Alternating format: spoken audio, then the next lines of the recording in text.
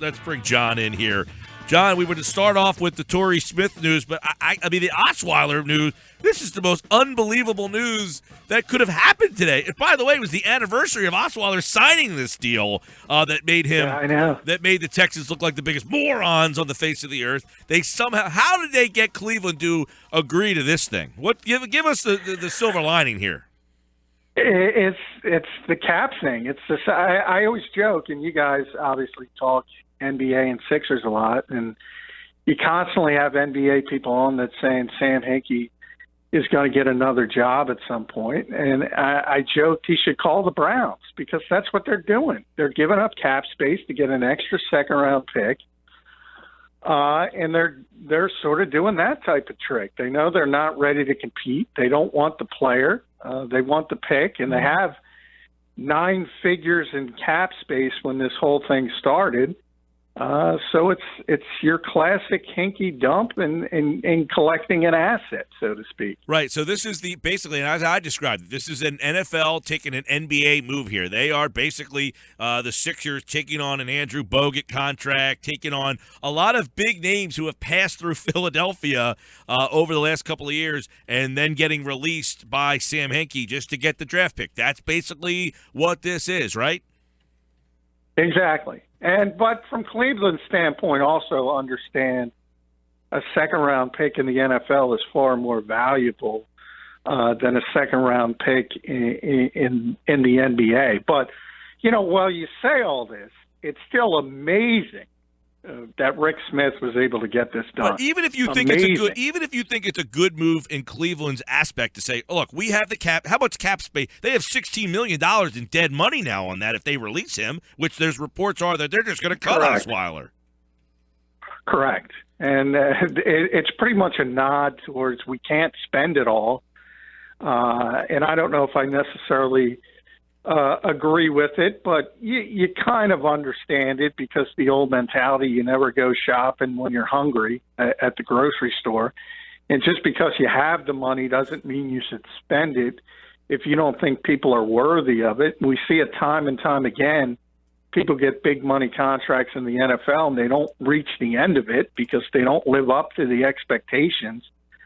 So they can't spend all their money. They signed a bunch of people. They did a heck of a job rebuilding their offensive line in one day. And I guess they got to the point that said, we have so much money, let's do this and let's pick up an extra pick. But from Houston's standpoint, yeah, I mean, that's $25 million in a cap hit if they release him. So they weren't capable of doing that. So to get somebody to actually trade for him, again, Rick Smith was vilified, and rightfully so, for signing him, and he goes from the outhouse to the penthouse in one calendar year because he got somebody, and it's a rare situation because very few times in NFL history has a team had $100 million in cap space that could have afforded to do this, and that's where the Cleveland Browns were because I want to break in real fast.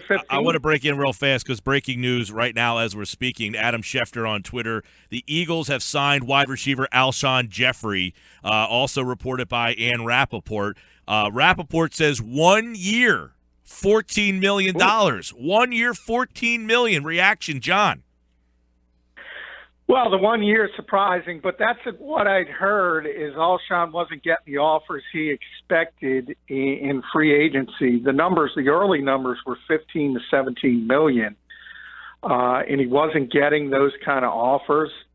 And people were talking about 11 to 13 million, and he seemed very disappointed in that. And this is a way of sort of signing a 1 year deal, getting a little bit more than you probably would have gotten on a long-term deal, and betting on yourself to maybe get that 15 or 17 million next year if you have a big-time season. But hey, this is big for the Eagles. That's a legit number one receiver. And yeah, I wasn't too thrilled with the Torrey Smith signing, and we'll talk about that at some point. But this is a big-time receiver, and one that hasn't been seen around these parts for a very, very long time. Yeah, Torrey Smith. Now, I don't mind the Smith deal because of the money. For $5 million, it's a need. He fills a skill. If that was the only guy they went with, if it was a Kenny Britt contract, I think I would agree that that's a bad deal. But now you add in Alshon Jeffery, Torrey Smith, and Jordan Matthews. Kind of give an overview of that wide receiving core. Well, it's a lot better. From one day to the next, Jordan Matthews goes from your number 1 to your number 3. So that's a lot better.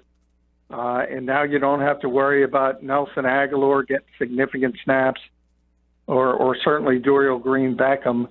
And other shoes have to drop because the Eagles don't have the cap space. Obviously, if it's a one-year deal for $14 million, that's going to be the cap number. So they have to. There's got to be other shoes to drop as far as some space, because not only do the Eagles have to sign these free agents, obviously they also have to budget for their incoming rookie class, which is about $4.5 million under the cap. So they have to create more space. So there's going to be more moves coming. By the way, the news is just coming in. Alshon Jeffries, 1 year, $14 million. I'm sure as we continue this conversation, more things will continue to come out here, John. And, how does that happen in terms of getting them under the cap? Kind of explain that to people, because the Eagles did not have $14 million, right? Or did they get there with the Barwin signing? How did they make this work? Well, they were over $14 million with the Barwin signing. They were right at. They were at just under $7 million once they tendered Trey Burton. Then they gained $7.75 million when they cut Connor Barwin. So they're right around the $14 million for Alshon Jeffery, but there's also the cap number for Torrey Smith, which I don't have yet. I would imagine it's lower than $5 million for next season. Understanding how he does things, I'm sure it'll be a relatively low number, but they still need a little bit of cap space. And when you project forward, they need even more, as I said, for the rookie class. So whether it's Michael Kendricks being moved, being cut, whether it's Jason Kelsey being moved, there's got to be other dominoes to fall before this day is done. Yeah, the frustrating thing, and I said, if you get him, as you mentioned, he's a number 1. He's legit, but he's frustrating, right? I mean, Alshon's a frustrating guy, uber talent, but always a lot of injury problems. Yeah, he's had a difficult time staying on the field at times. That's the bigger issue for me. Lesser is, obviously, he had the PED suspension, and we just went through it with Lane Johnson. If that happens again, all of a sudden, that's a big strike, and it becomes 10 games instead of 4 games. And we know how that can affect the season. You've seen it up close. So that's something you also have to be concerned about. But when I look at one-year deal, I got to believe that's from Jeffrey's side. That's not coming from the Eagles side. So I got to believe it's a guy who's disappointed in some of the offers he received, and he wants to go back on the free agent market again next year. And we've seen players do that in the past, whether it's through the franchise tag or something of that nature. And it's sort of, the old sports mentality is guys sort of raise their play in their contract years. So obviously Alshon's going to have a lot to play for, and that bodes well for the Eagles as well. John, do you think the Eagles are happy with just a one-year deal? No, I wouldn't imagine so. If you're going to go out and sign a player like that, you want to get him long-term for a couple of reasons. A, you want him around. He's young enough to where he could grow and become the long-term number 1 receiver with Carson Wentz. And two, if it's a longer-term deal, you can spread out any guaranteed money over the length of the contract, and the cap number in the early years would be less. So I think from the Eagles standpoint, if they were going to go after this player or anybody else for that matter, they would have preferred a longer-term deal. Does that one-year deal then show how desperate they were to land a big-name wideout? Yeah, I mean, the plan we reported on Monday came to fruition, and the plan was to get two receivers, and one was going to be a speed guy, and the other was going to be opposite of him with size. That's what the Eagles wanted. I got that from three different people. That was their plan. Now, the speed guy, that's where the guys like Brandon Cooks came in, and Kenny Stills, and Deshaun Jackson, even people of that nature. They didn't get those big names. They went down to Torrey Smith, who they do like, but obviously he's not in the category of those guys. And Jeffery was the size guy. He's in that category. They didn't think they could get him. I reported today on 973ESPN.com, they wanted Kenny Britt. They thought they had Kenny Britt. And then all of a sudden the Browns came in and outbid them because the Browns, as I said, had $100 million cap space. And to the Eagles' credit, they didn't want to overpay for Kenny Britt. Alshon Jeffery is a different category. He's a much better player. Yeah, so let's kind of go through that because Britt was a guy that maybe was at the top of their list. Do you think they make out better today with Torrey Smith and Alshon Jeffery? Well, I think they make out. It depends what the duo is. Is Alshon Jeffery and Torrey Smith better than Kenny Britt and Brandon Cooks? I don't think so. Because not because of Alshon, because of Torrey Smith. I don't think he's got much left in the tank. He performed very, very poorly last season in San Francisco. There's a lot of excuses. And understand Blaine Gabbert and Colin Kaepernick were throwing him the football. But guess what? Kenny Britt was in Los Angeles, and Case Keenum and Jared Goff were throwing him the football, and he still found a way to produce. And then you bring into the conversation, that's Chip Kelly's offense. Now, I'm obviously, as you and Pete know, I'm not a big Chip Kelly guy. But what I will say is, people that play in his offense put up statistics. They're often hollow statistics, but they're good statistics. And in that offense, he didn't do anything. So I'm very concerned that that's just – and when I say very concerned, I agree with you, Mike. It's not that big of a deal money-wise. For $5 million. It's not going to set them back. Yeah, but I'm very concerned from a football standpoint. I don't think he's going to do much, and I think it's going to be a one-and-done situation. I don't think he's going to be very effective. So as a tandem, I would prefer, say, Cooks and Kenny Britt. But as far as the best receiver of that entire group, that's Alshon Jeffery. John McMullen, 97.3 ESPN.com. Also, the Eagles making more news right now, signing guard Chase Warmack from, you remember him from Alabama, Tennessee. Which, by the way, check 973ESPN.com. I reported the Eagles were going to sign Chance Warmack 2 weeks ago. Yeah, I did read that on there, saying that that's the direction they were going to go. And I guess that's interesting because there were some reports out there that the Eagles could bring back Stefan Wisniewski, which I figured he would not want to come back here. But Warmack's a guy who hasn't really, hasn't lived up to his college game anyway. No, he was a tremendous college player. He's top 10 pick from Alabama, did not live up to his billing in Tennessee, but he's got a tremendous skill set, obviously. And he's he's the kind of guy who is worth taking a chance on because he's got such top-tier athletic skills, and maybe if he can get him in and sort of give him the proper coaching as far as technique, the light will go off and he'll turn into the player everybody expected him to be. So I think that's a very worthwhile, low-risk, high-reward signing. And that's one that's going to go under the radar. But I certainly think by the way, not to cut you off, Jeff Stoutland, right, worked with him at Alabama? Correct. So, and he was – a lot of people argued – now, he's an offensive guard, so – very rarely are guards going to be taken at the top of the draft. He was taken top 10 as a guard, and a lot of people thought he was the best pure prospect in that particular draft. It obviously didn't pan out that way, but it tells you the kind of athletic ability and skills he has for the position. John McMullen with us. The free agency window is open. The rumors are becoming reality. John, what's next? The Eagles have now filled 2 wide receiver positions today. So where does Howie turn next, or do they now kind of sit pat until the draft? Well, I got to see, and obviously we do our spot at 405, so I got to see what that Warmack contract is.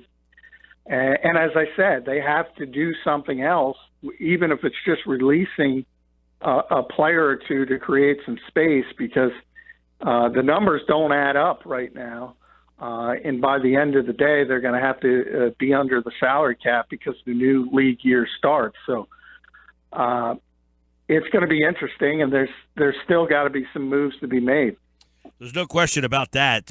What a fast-paced day as the official free agent period has opened up 19 minutes ago, and the Eagles jump in with 2 feet getting Alshon Jeffery. I am seeing some news, John, and maybe you could explain this to me, that the Torrey Smith deal is 1 year, $5 million, that has 2 $5 million options. Does that give them some flexibility?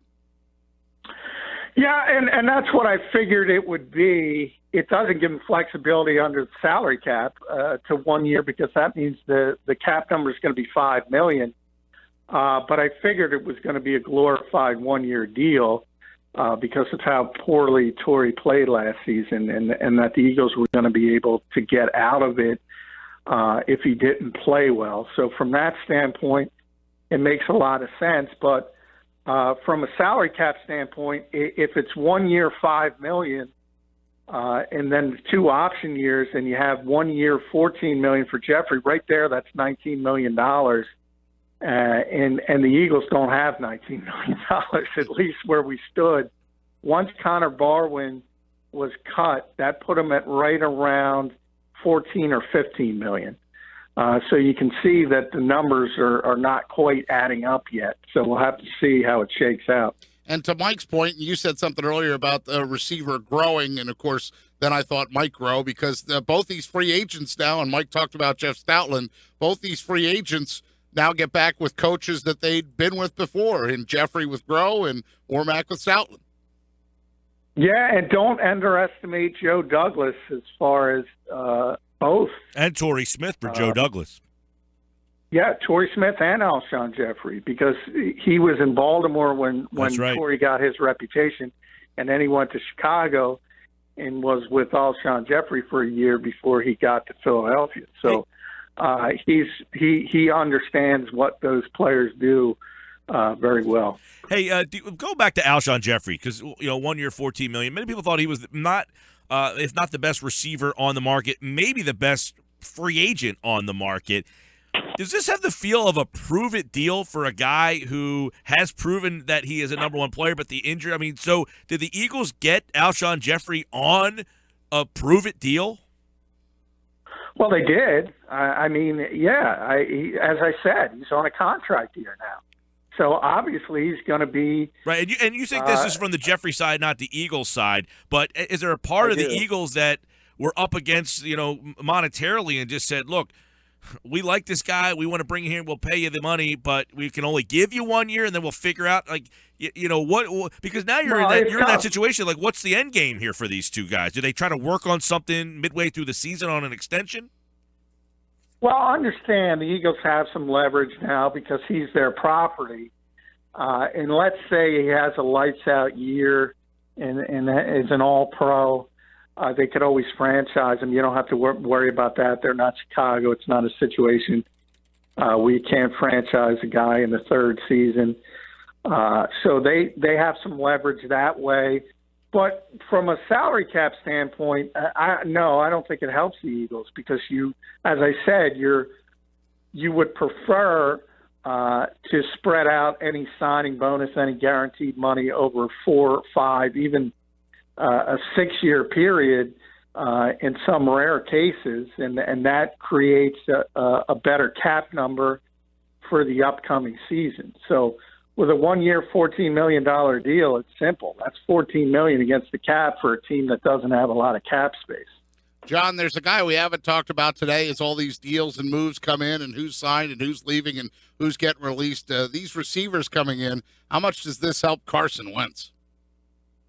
No, tremendously. I mean, hey, the Eagles had the worst receivers in football. Now, I don't want to pick on Nelson Aguilar, but as I always say, he was graded 115 out of 115 by Pro Football Focus. Now, the problem is 114 was Torrey Smith, so he's not coming off a great season.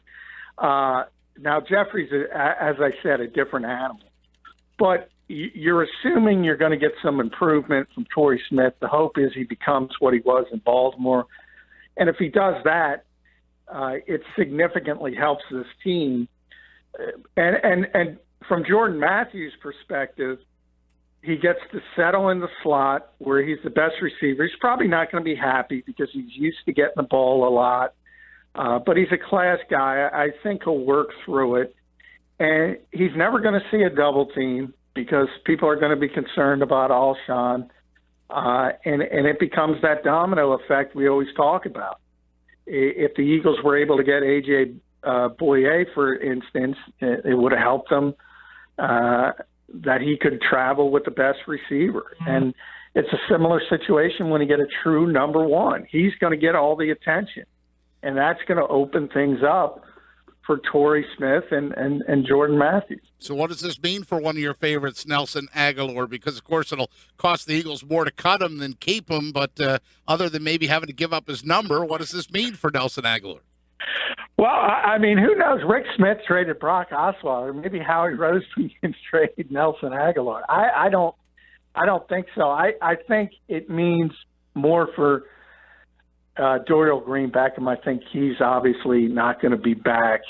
And one of the reasons is if you're going to be the fourth or a fifth receiver on a team, that means you have to play special teams.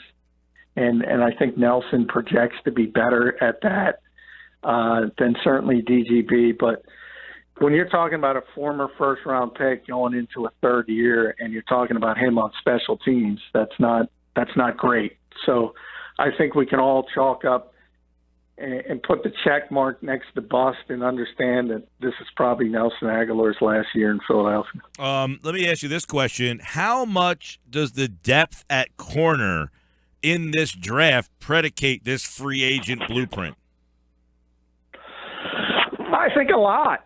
I think the understanding was obviously you have multiple positions you have to deal with. Any team does, but specifically with the Eagles, it started with wide receiver and cornerback. And if you look at the draft, cornerback is a much deeper position than wide receiver. And they needed multiple bodies at each. But it was pretty clear from all the reports we got that the Eagles wanted to add two receivers in free agency, and that is a clear indication that they think the cornerback position is one they can address in the draft and be comfortable with it. I think you have to have some kind of veteran presence there, though. So whether it's bringing back Nolan Carroll at a reasonable number or signing another mid-level free agent, there's got to be some veteran leadership at the cornerback position because right now you just don't have any. John McMullen, I know you'll be working on a lot of this stuff at 97.3ESPN.com. The phone is buzzing. The moves are making. We haven't got a chance to go over a lot of the other NFL news. We'll have to do that at another time. But, of course, at JF McMullen on Twitter. Alshon Jeffery, Torrey Smith, Warmack, and we'll see what else Howie Roseman has up his sleeve the rest of the day. Thanks, John. Hey, thank you, guys.